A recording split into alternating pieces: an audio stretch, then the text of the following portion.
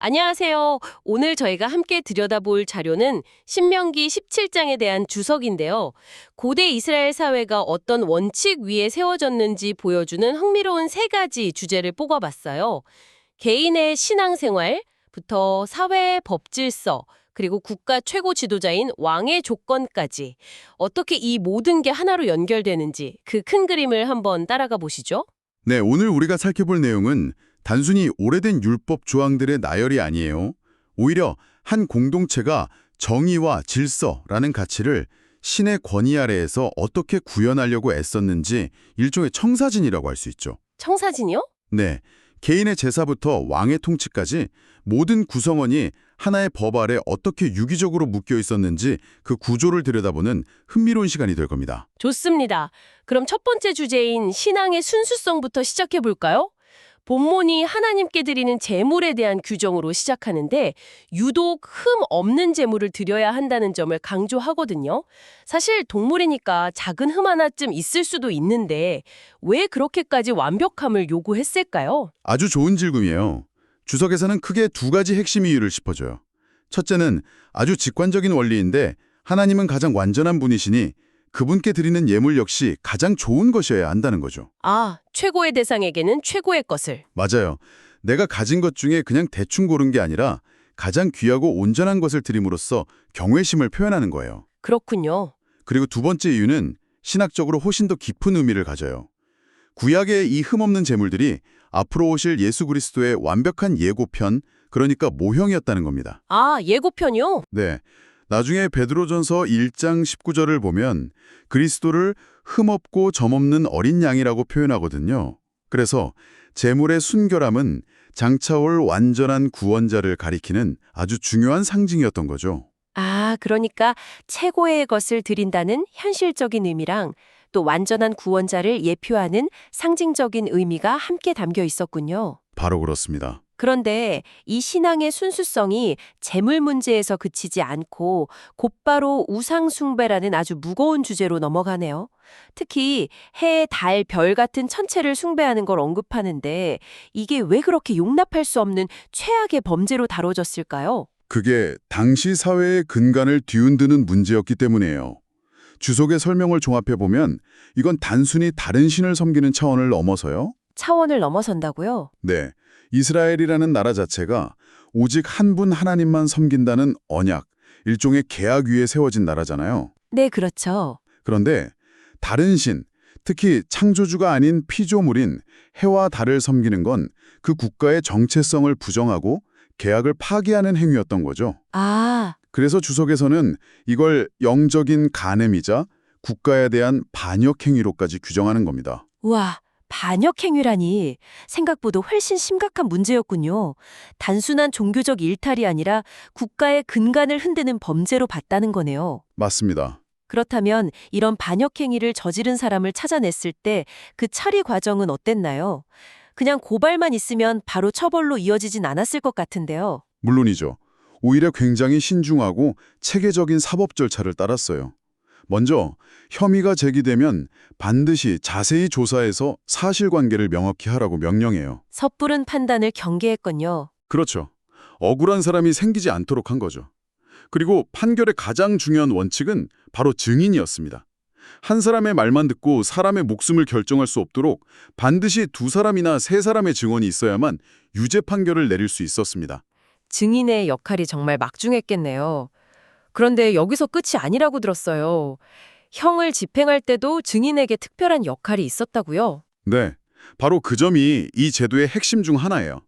만약 사형이 확정되면 증인들이 가장 먼저 돌을 들어 형을 집행해야 했습니다. 와, 증인의 직접용. 네, 이건 정말 소름 돋는 장치죠. 자기가 한 증언의 무게를 끝까지 책임지게 하는 거예요. 아, 만약 내가 위증을 했다면 내 손으로 무고한 사람을 죽이는 첫 번째 가해자가 되는 거니까요.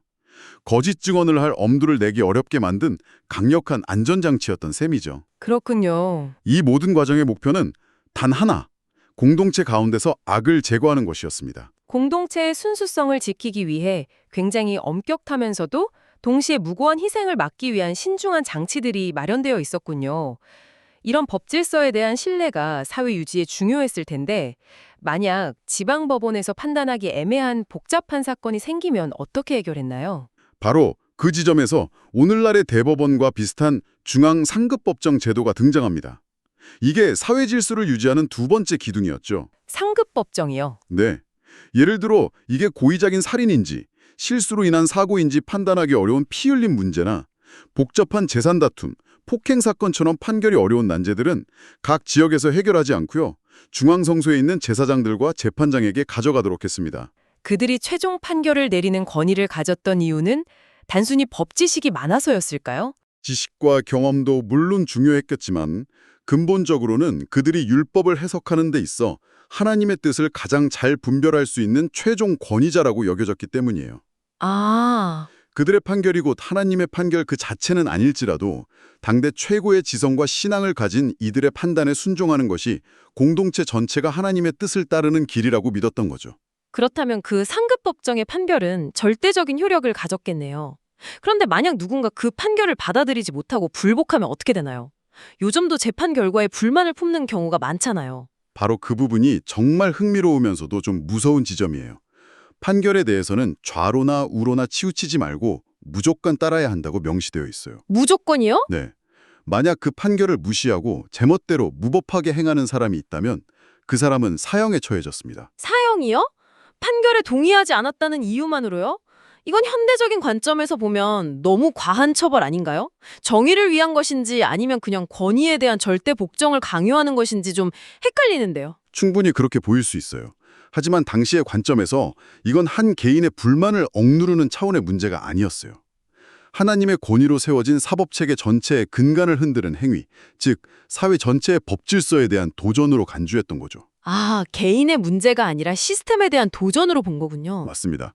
그래서 이 엄한 처벌의 목적은 온 백성이 듣고 두려워하여 다시는 무법하게 행하지 않게 하려는 본보기의 성격이 강했어요. 한 사람의 독선적인 행동이 공동체 전체를 무너뜨리는 걸 막기 위한 강력한 장치였던 셈입니다. 그렇군요. 개인의 자유보다는 공동체의 질서 유지를 훨씬 더 중요하게 생각했던 거네요. 자, 이렇게 개인의 신앙과 사회의 사법체계에 대한 원칙을 봤는데 그렇다면 이 모든 것을 이끌어가는 최고 지도자, 즉 왕에게는 어떤 요구가 있었을까요? 이 규정들을 보면 마치 이스라엘이 나중에 왕을 요구할 것을 미리 내다보고 지침을 주는 것 같아 인상적이에요. 맞아요. 그게 정말 놀라운 부분이죠. 그리고 이스라엘의 왕은 주변 나라들의 왕과는 근본적으로 달라야 했어요. 어떻게 달라야 했나요? 핵심적인 차이는 왕을 선택하는 주체, 그리고 왕에게 주어진 의무에 있었습니다. 먼저 왕은 백성들이 원한다고 아무나 세우는 게 아니라 반드시 하나님 여호와께서 택하신 자여야 했어요. 아, 선택의 주체가 하나님이었군요. 그렇죠. 백성의 요구는 계기가 될 수 있어도 최종 임명권은 하나님께 있다는 걸 명확히 한 거죠. 그리고 반드시 이방인이 아닌 내 형제 중에서 한 사람, 즉 이스라엘 공동체의 일원이어야 했습니다. 왕의 출신도 중요했지만 왕이 된 후에 지켜야 할 규정들이 더 눈에 띄는 것 같아요. 권력, 쾌락, 부를 상징하는 말, 아내, 은금을 많이 두지 말라고 경고하잖아요. 이건 마치 현대 국가의 지도자가 갖춰야 할 덕목처럼 들리기도 하는데 각각의 경고에 담긴 진짜 의미는 뭘까요? 이 세 가지 금지 조항은 지도자가 빠지기 쉬운 가장 치명적인 유혹에 대한 예방 백신 같은 거였어요. 예방 백신이요? 네. 첫째, 병마를 많이 두지 말 것은 단순히 군사력을 키우지 말라는 뜻이 아니에요. 그보다는 군사력을 의지하지 말고 하나님을 의지하라는 신앙적인 요구였죠. 아, 또 말을 수입하려면 당시 최대 말 생산지인 이집트와 교류해야 했는데 그 과정에서 이집트의 우상숭배 문화에 물들 것을 경계한 거예요. 비슷한 맥락이겠네요. 정확해요. 아내를 많이 두지 말 것은 정략 결혼을 통해 많은 아내를 얻었던 고대 왕들의 관습을 겨냥한 거예요.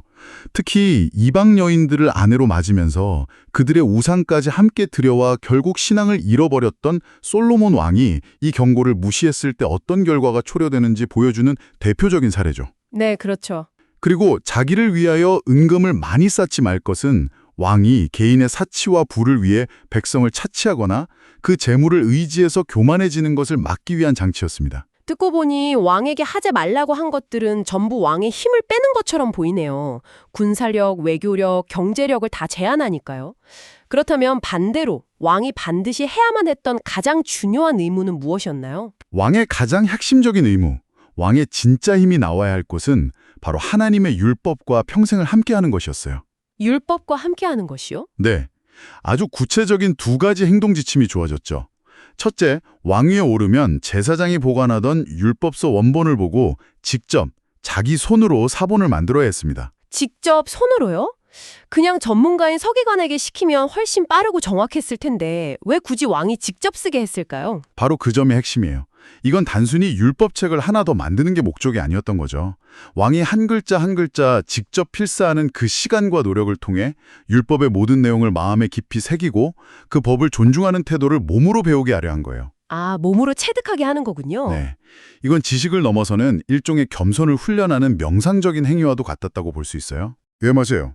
그리고 두 번째 지침이 그 필사본을 평생 자기 옆에 두고 읽는 것이었어요. 장식품이 아니라 매일 읽어야 했군요. 그렇죠. 매일 펼쳐보면서 모든 국정 운영과 판단의 기준으로 삼으라는 거죠. 이 모든 것을 하는 궁극적인 목표는 두 가지였습니다. 첫째는 하나님 여호와 경외하기를 배우는 것, 그리고 둘째는 율법을 지키면서 그의 마음이 그의 형제 위에 교만하지 않게 하는 것이었어요. 교만하지 않게 하는 것. 네, 즉 왕도 다른 백성들과 똑같이 법 아래에 있는 한 명의 형제일 뿐이라는 사실을 잊지 않게 하려는 거죠. 정말 놀랍네요. 최고의 권력자에게 요구된 가장 중요한 덕목이 결국 겸손이었군요. 이 모든 의무를 충실히 지킨 왕에게는 어떤 보상이 약속되었나요? 보상은 개인과 공동체 모두에게 주어졌어요. 율법에 순종하는 왕 자신과 그의 자손이 왕위에 있는 날이 길어질 것이라고 약속됐죠. 아, 결국 경건한 통치가 곧 안정되고 번영하는 왕국을 이끄는 비결이며 왕의 개인적인 순종이 왕조 전체의 안정과 직결된다고 본 것입니다. 오늘 신명기 17장을 통해 보니까 정말 모든 게 연결되어 있네요. 개인의 마음속 신앙에서부터 사회를 지키는 사법 정의, 그리고 나라를 이끄는 지도자의 겸손한 리더십까지. 이 모든 것을 관통하는 하나의 대원칙은 지위가 높든 낮든 모든 사람이 하나님의 공의로운 법 아래에 있다는 사실인 것 같습니다. 맞습니다. 이 율법들은 단순히 억압하고 통제하기 위한 규칙이 아니라 어떻게 하면 정의롭고 거룩한 공동체를 세울 수 있을까에 대한 깊은 고민이 담긴 설계도 같던 셈이죠. 네네. 특히 권력의 정적에 있는 리더에게 권력, 부, 쾌락의 유혹을 경계하고 끊임없이 율법을 통해 자신을 돌아보며 겸손을 유지하라고 요구하는 부분은 시대를 초월해서 오늘날 우리에게도 큰 울림을 줍니다. 오늘 이야기 나눈 것 중에 가장 인상 깊은 이미지는 나라에서 가장 강력한 권력을 가진 왕이 매일 자기 옆에 율법책을 두고 읽으면서 스스로를 성찰해야 했다는 점인 것 같아요. 이걸 우리 삶에 한번 적용해 본다면 어떨까요? 각자의 역할이나 지위와 상관없이 우리를 교만하지 않게 붙잡아주고 올바른 방향으로 이끌어주는 나만의 율법책은 무엇인가요? 그리고 우리는 그것을 그냥 머리로만 알고 있는 것을 넘어 얼마나 자주 펼쳐보고 삶의 기준으로 삼고 있는지 생각해 보는 것도 의미 있는 시간이 될 것 같습니다.